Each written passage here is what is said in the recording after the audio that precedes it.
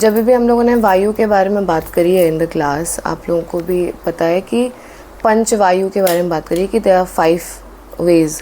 तो क्या वायु 5 प्रकार की है या हमारा उसको ग्रहण करने का तरीका 5 प्रकार का है? तो the way it is circulated, the way breath is circulated inside is circulating in 5 varieties. अब जो 5 मैं आपको बताऊंगी उसके सिवा एक और भी होती है, पर उसकी जानकारी की हमें अभी आवश्यकता नहीं है। Also we are not that much in to depth, वो बहुत एडवांस वाले जो होते हैं उनको कई बार हम लोग डिस्कशन करते भी हैं। That particular vayu will come to your awareness, या उसको जानने की तब ज़रूरत है जब आपको वो साइंस समझनी हो कि हम चेतना के साथ शरीर को त्याग कैसे सकते हैं। उस समय पर हमें किस वायु में ब्रीदिंग करनी है ताकि हम शरीर को त्याग सकें consciously, which is not required at this time.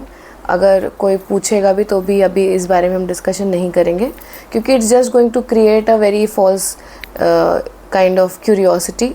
और जैसे छोटे बच्चों को आप कुछ चीज़ें नहीं बताते हैं कि वो ट्राई करके देखना चाहते हैं, दैट्स वाई उसके ऊपर हम डिस्कशन नहीं करेंगे। हम 5 उन वायुज़ के बारे में बात करेंगे जो कि हमारे जीव अंदर प्राण वायु का संचार करती है, ठीक है। तो सबसे कॉमनली जिस वायु को जाना जाता है प्राण वायु को ही जाना जाता है। जब भी हम प्राणायाम शुरू करते हैं तो सबसे पहले जो हमारी वायु यूटिलाइज होती है वो होती है प्राण वायु। अब आप जो डायग्राम आपको भेजा गया है, या फिर अगर यहाँ पर विजिबल है आपको यह, तो प्राण वायु इज़ द वन जो कि हमारी ऊपर की तरफ आपको दिखाई दे रही होगी। ये सर में जा रही है ऊपर दोनों साइड से, और नीचे भी जा रही है, दैट इज़ अ प्राण वायु, ठीक है। अदर देन दैट द 4 वायुज़ आर सेपरेट। तो हमारे सहस्रार चक्र यानी कि हेड के सेंटर से जो वायु जाती है दोनों इन सेक्शंस में, दोनों कंधों की तरफ जा रही है, ठीक है।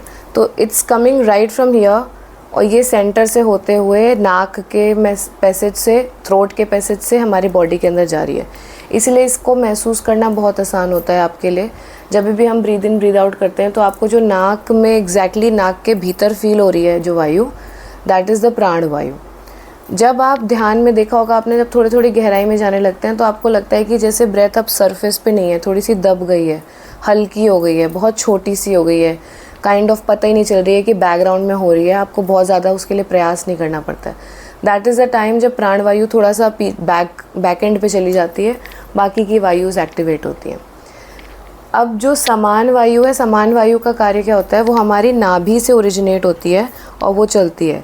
एक बड़ा कार्य होता है इसका ड्यूरिंग द प्रेगनेंसी, जो बच्चे को न्यूट्रिशन मिलना है, या फिर not in the pregnancy, in general for all the mails and females, आपके पूरी बॉडी को, हर एक पार्ट को जो न्यूट्रिशन मिलना है, नर्चरिंग मिलनी है, वो सारा कुछ समान वायु के माध्यम से होता है। जब आप खाना वगैरह खाते हैं तो समान वायु का घेरा बड़ा हो जाता है, तो आपके पूरी बॉडी को न्यूट्रिशन प्रोवाइड करने के लिए। जब आप समाधि में या ध्यान में होते हैं तो समान वायु का घेरा बहुत छोटा हो जाता है, क्योंकि उसे मेटाबॉलिज्म को उस समय होल्ड ऑन करके रखना है, बहुत ज़्यादा एक्टिवेटेड नहीं रखना है। वरना अगर ये एक्टिवेटेड रहेगा तो क्या नुकसान होगा, आप ध्यान में बैठे हैं, आपको लगेगा कि मुझे फ्रेश होने जाने की ज़रूरत है या भूख लग गई, पर ऐसा ध्यान में जनरली नहीं होता है। इंस्टेड अगर महिलाएं पीरियड्स में होती हैं तो उनके पीरियड में उस कुछ समय के लिए रुक जाते हैं अगर वो गहरे ध्यान में चले जाएं। रीज़न बीइंग कि समान वायु बहुत ही शिथिल, बहुत ही शांत हो जाती है, जिसकी वजह से हमारा जो लोअर एंडोक्राइन सिस्टम है वो स्लो डाउन करता है, एक बहुत ही मिनिमल पेस पे काम करता है ताकि सर्वाइवल सस्टेन कर सके। अदर देन समान वायु, आप देख रहे होंगे कि यहाँ पर एक सेक्शन बना हुआ है जहाँ पर डायफ्राम जैसा स्ट्रक्चर है। डायफ्राम जैसे स्ट्रक्चर से जो है आपको एक वायु जो है नीचे जाती हुई दिखाई दे रही है। जो नीचे की तरफ जा रही है वो अपान है, और जो ऊपर की तरफ जा रही है वो उदान है। तो अपान and Udaan are the opposites. तो समान वायु सेंटर में हो गई। अब अपर सिस्टम में जो ऊपर की तरफ लेकर के जाएगी ध्यान को, वो है हमारी उदान वायु, और जो नीचे की तरफ लेके जाएगी अपान वायु। Both of them are important. जब कोई व्यक्ति साधना में अपने नीचे के चक्रास को एक्टिवेट करना चाह रहे हैं, क्लेंस करना चाह रहे हैं, या उससे रिलेटेड कुछ भी कार्य करना चाह रहे हैं, तो उनकी अपान वायु चलती है। इसी वजह से होता है कि कई बार कुछ साधनाओं में कहा जाता है कि हमें कुछ प्रकार का खाना नहीं खाना होगा, अपने दिमाग में सेक्सुअल डिज़ायर्स नहीं लाने होंगे। रीज़न यही है कि क्योंकि वायु ही अलग चलती है। तो अगर वायु अलग चल रही है तो आप कितना भी प्रयास कर लोगे, आपका ध्यान नीचे की तरफ ही जाएगा rather than गोइंग अपवर्ड्स। तो वो है अपान वायु, जिसमें आपका ध्यान नीचे की तरफ जाएगा, पूरा फोकस, पूरा न्यूट्रिशन, ऑल द एनर्जीज़। जब हमें ध्यान ऊपर की तरफ लेकर के जाना है तो वो है हमारी उदान वायु। ओरिजिनेट कहाँ से होती है? डायफ्राम लेवल से। तो आप समझिए, क्योंकि हमारा अनाहता चक्रा काइंड ऑफ सेंट्रल चक्रा माना जाता है, ठीक है। लेकिन क्योंकि जो सहस्रार चक्र है वो यहाँ पर है नहीं, हेड पे, हेड से 4 अंगुल ऊपर है, तो इस वजह से ये थोड़ा सा ऑफ सेंटर हो गया है ना पूरा सिस्टम। इसलिए वो जो ऑफ सेंटर के हिसाब से जो सेंटर निकलता है सहस्रार चक्र के हिसाब से, वहाँ से ओरिजिनेट होकर के ऊपर की तरफ जो वायु जा रही है वो है हमारी उदान वायु, ठीक है। जब भी आपको ऊपर का ध्यान करना होगा तो आपकी उदान वायु चलती है, जब आपको लगता है कि एकदम सेंट्रल में चल रही है। उदान और अपान दोनों में होते हुए आप सुषुम्ना नाड़ी में हो सकते हैं, क्योंकि दोनों सीधी चलती हैं, सेंट्रलाइज रहती हैं। कई बार होता है ना कि हम ईड़ा और पिंगला में चल रहे हैं, अगर सुषुम्ना में नहीं है तो हमारा ध्यान गहरा नहीं लग सकता, हम समाधि की स्थिति में नहीं जा सकते। तो समाधि की स्थिति में अगर आप जा रहे हैं या ध्यान की गहरी स्थिति में जा रहे हैं, in either of the cases जब आपका ध्यान एकदम सेंट्रल सिचुएटेड है, तो या तो आप अपान में सांस ले रहे हैं या उदान में सांस ले रहे हैं। अब आती है सबसे ज़्यादा व्याप्त या व्यापक काइंड ऑफ जो हमारी वायु है, एंड दैट इज़ व्यान वायु। तो व्यान वायु क्या है? वो हृदय अनाहता से ओरिजिनेट होती है। उसकी एक स्ट्रिंग जो है जाएगी ऊपर यहाँ तक, and then it will be dividing, covering both the cerebrums, ठीक है। तो हमारे ये दोनों सेरिब्रम होते हैं, दोनों मेमोरी जंक्शंस, दोनों को कवर करते हुए ऊपर जाती है। उसके सिवा में it will go into both the shoulders, दोनों हाथों में जाएगी। इसके सिवा ये दोनों पैरों में भी जाती है। तो ये पूरे के पूरे सिस्टम में जाती है। और इसकी सिचुएशन है हार्ट। देखिए कितना खूबसूरती से बनाया गया है ये सिस्टम। अगर ये हमारे वायु का संचालन इस प्रकार से नहीं होता तो हार्ट हमारा यहाँ पर इतना छोटा सा जो है वो पूरा ब्लड सर्कुलेशन पूरे शरीर में इतनी फ्रीक्वेंटली, इतनी आसानी से नहीं दे पाता। पर फ्लो ही वैसा बना हुआ है, मतलब कि before even the heart and its functioning was discovered, this Panch Vayu was mentioned in the Upanishads earlier on as well. Right now when you are studying the circulatory system of the body, both of them kind of resonate each other. So this was already kind of understood and known by our ancestors कि किस तरीके से हमारी वायु चलेगी कि पूरी body की सस्टेनेंस हो सके। तो जब भी आपको अगर शरीर जीवंत है, इवन सुषुम्ना में भी आप बहुत शिथिलता पे पहुंच चुके हैं, एकदम मान लीजिए कोई आउट ऑफ बॉडी भी एक्सपीरियंस कर रहा है, उस वक्त पर भी जीवन चलता रहे शरीर के अंदर, उसके लिए कौन सी वायु अत्यंत आवश्यक है? व्यान वायु। क्योंकि वो एक बहुत ही स्लो पेस में पूरे शरीर के अंदर एक संचार बना करके रखेगी, ठीक है। ये जो 5 वायु हैं जिसमें कि हमारी प्राण वायु आती है। प्राण वायु कहाँ से? यहाँ से ओरिजिनेट होकर के दोनों तरफ जाती है। आप लोगों ने नोटिस किया होगा जब हम लोग ध्यान करते हैं और जैसे ही हम अग्ना चक्रा पे पहुँचते हैं, मैं हमेशा कहती हूँ कि feel the relaxation in the breath when you have reached in the Agna chakra. Why do I say that? जब हम अग्ना चक्र पर ध्यान कर रहे होते हैं तो हमारे भीतर 3 प्रकार की वायु एक साथ चलती हैं। इस वजह से आपको अपनी सांसें थोड़ी सी खुली खुली सी महसूस होती हैं। जबकि जब आप थ्रोट चक्र पर हैं तो आपकी सिर्फ एक सांस चल रही है। अनाहता पे फिर आपको थोड़ा सा खुला महसूस होता है। अगेन यहाँ पर जब आप मणिपुर चक्र पे होते हैं तो भी आपको वो थोड़ी सी सांस संकुचित दबी हुई सी महसूस होती है। ये रीज़न वही है कि अगर आप चाहें, अगर आपको चक्रास पर फोकस करना एक्चुअली में आता है, आप ध्यान को केंद्रित करके किसी एक चक्र पर रोक सकते हैं, तो आप ये भी रेगुलेट कर सकते हैं कि आप कौन सी प्रकार की वायु, किस प्रकार का सर्कुलेटरी सिस्टम उस वक्त पर चाहते हैं। इससे फ़ायदा क्या होगा? हर एक पर्टिकुलर वायु की अपनी सिग्निफिकेंस है। आप चाहते हैं आपको भूख ज़्यादा लगे, आप कर सकते हैं इनिशिएट। आपको भूख ख़त्म हो जाए, आप कर सकते हैं इनिशिएट। आपके भीतर आपको इसी प्रकार से जो योगीज़ होते थे वो अलग अलग प्रकार की फास्टिंग्स कर लेते थे, विचारों पर कंट्रोल कर लेते थे, माइंड पे कंट्रोल कर लेते थे, क्योंकि उनको ये सिस्टम पूरा पता था कि वो कैसे अपने माइंड को, अपनी वायु सिस्टम को कंट्रोल कर सकते हैं। उनको मात्र इतना करना है कि जिस चक्र के माध्यम से उनकी वायु कंट्रोल हो रही है वो उस पर लेके जाते थे। ये आसन के माध्यम से भी आप कर सकते हैं और सिंपल ब्रेथ वर्क के माध्यम से भी कर सकते हैं। ये डिपेंड करता है कि आपको कौन सा मेथड ज़्यादा सूटेबल है, आसान लगता है या आप कर पाते हैं, उस बेसिस पर आप कर सकते हैं। मान लीजिए आपने अपना मूलाधार चक्र पर ध्यान स्थित करके रखा है, ठीक है। जब आप मूलाधार चक्र पर हैं तो 2 प्रकार की वायु आपकी चलती है। एक आपकी व्यान वायु चलती है, जिससे आपके पैरों में ब्लड सर्कुलेशन और वायु आपको महसूस होएगी। उसके सिवा में आपकी अपान वायु चलेगी, क्योंकि वो आपके डायफ्राम से के करीब से लेकर के, ऑफ सेंटर्ड उससे लेकर के नीचे की तरफ आपका ध्यान लेकर के जा रही है, ठीक है। तो मूलाधार चक्र में, इसीलिए जब आप मूलाधार चक्र पे स्थित होंगे तो कई बार आपको मूलाधार चक्र के साथ साथ अपनी स्पाइन के ऊपर अपर 2 चक्रास भी हल्के हल्के महसूस होते हैं। सिर्फ टेल बोन नहीं होगी, हल्का सा कमर के ऊपर का हिस्सा भी महसूस होता है, क्योंकि आपका ध्यान इन दोनों ही जगहों पर है डिवाइडेड। भले ही आप फोकस मूलाधार पे करें, तभी भी वो वायु जो है वहीं से ओरिजिनेट हो रही है, तो that's the reason you will feel that.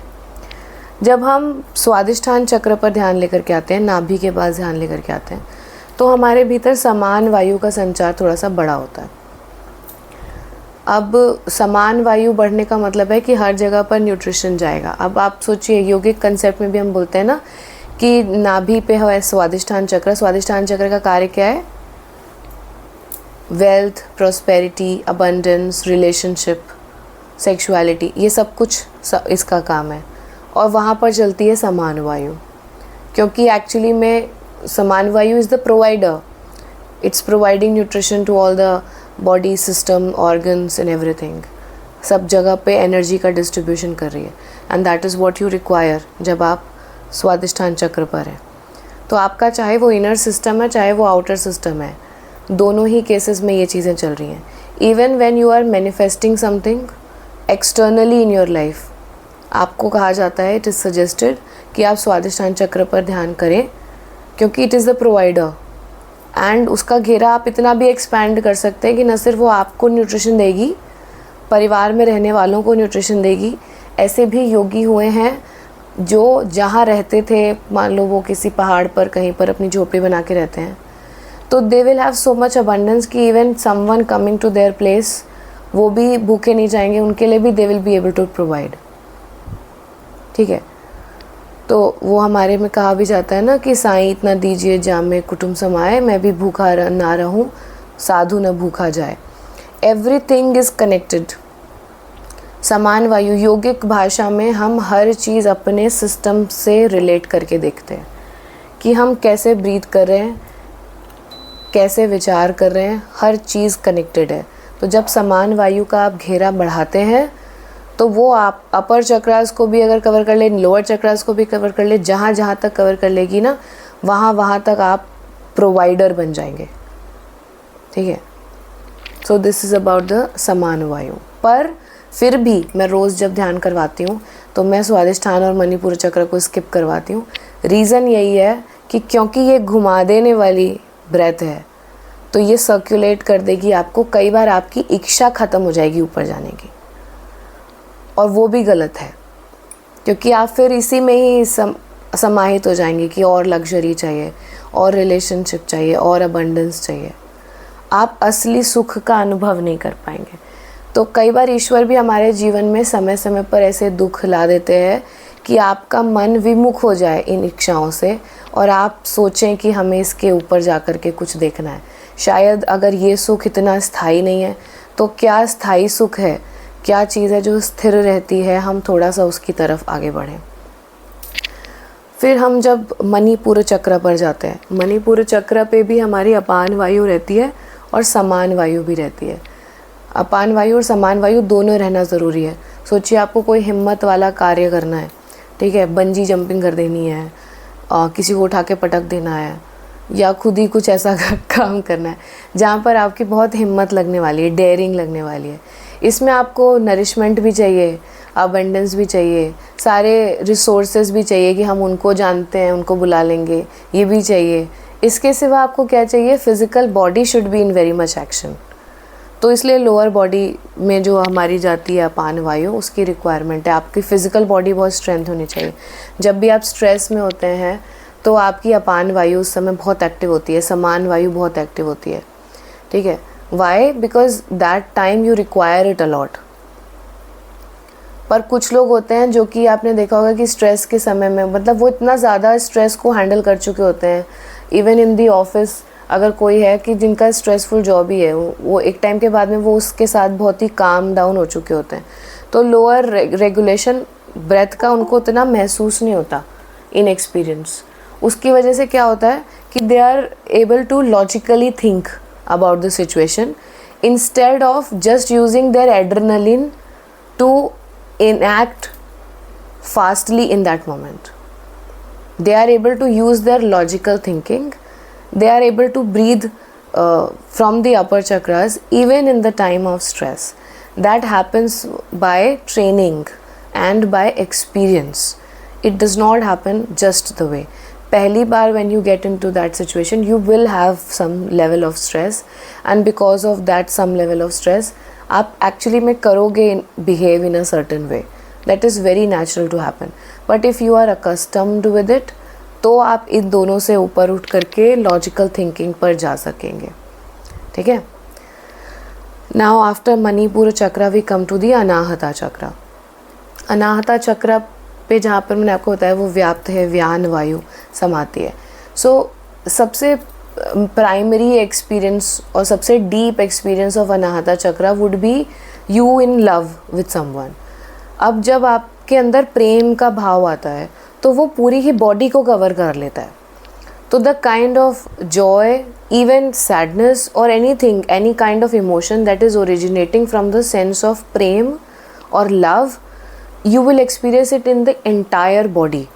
आपके पैर, आपकी चाल भी बदल जाएगी, आपके खाने पीने की आदतें बदल जाएंगी, हो सकता है the way you behave, the way you think, everything will have some impact when you are actually considering something from your heart. अब चाहे आप कुछ मैनिफेस्ट भी करना चाह रहे हो जिससे आपका इमोशनल अटैचमेंट है, ठीक है, तो भी वो आपके पूरे बॉडी पर ही इम्पैक्ट करेगा। अगर आप ग्रीफ से जा रहे हो, you lost someone very close in your life and you are suffering from grief, that grief, ऐसा नहीं है कि that grief will be only sensed in your shoulders or your lower body or your head. It will impact your entire system. तो जब भी कोई emotion related चीज़ होती है, why it is so strong? Because वहाँ पर हमारी व्यान वायु ओरिजिनेट होती है, जो कि सारे उस इम्पैक्ट को पूरा इवनली पूरे शरीर और दिमाग के अंदर डिस्ट्रीब्यूट कर देती है। इस वजह से उसका इम्पैक्ट भी पूरे ही सिस्टम के अंदर महसूस होता है। It will like impact everything in your system. आपकी लॉजिकल थिंकिंग पर इम्पैक्ट पड़ जाएगा, आपका मैनिफेस्टेशन पर इम्पैक्ट पड़ जाएगा, आपकी बॉडी की फंक्शनिंग पे इम्पैक्ट पड़ जाएगा।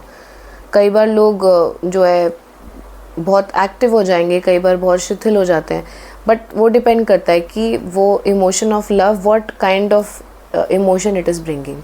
Love in itself is not an emotion. It's a very primary thing that will bring certain level of emotions. और constant भी नहीं रहता है. It will bring sometimes happiness, sometimes sadness, sometimes lethargy, sometimes activity. Everything will happen, but that is how it will be. Other than that, अगर हम थोड़ा सा और योगिक फॉर्म में इसको समझने की कोशिश करें या फिर ऑकल्ट फॉर्म में समझने की कोशिश करें, तो अनाहता चक्र सबसे ज़्यादा स्ट्रॉन्ग क्लोज्ड चक्र है। ये अकेला एक मात्र चक्र है जिसके माध्यम से आप किसी भी मूर्ति में या व्यक्ति में प्राण प्रतिष्ठा कर सकते हैं। उसके लिए आपको हमेशा हृदय का रिक्वायरमेंट होता है।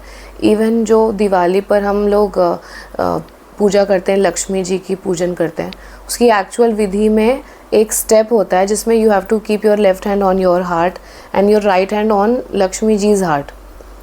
ताकि आपका ये कनेक्शन बन सके और आप उनके भीतर ये प्राण प्रतिष्ठा कर सकें।